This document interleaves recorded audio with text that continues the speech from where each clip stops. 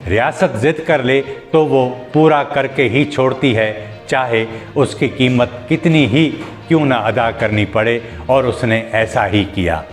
चुराया गया मैंडेट हारने वालों को दे दिया, हुकूमत भी बन गई।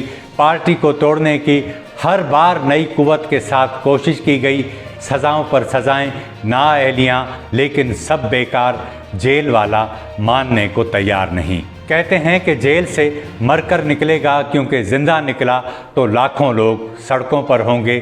उसकी इतनी अवामी कुव्वत को कौन बर्दाश्त करेगा। मामला अब मिन्नतों तक जाने वाला है, क्योंकि मुल्क नहीं चल रहा।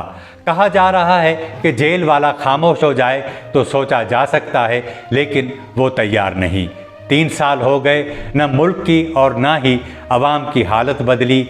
एक आईनी तरमीम से खुद को रुस्वा कराया, अब दूसरी के लिए घुटने पर हाथ रखने हैं।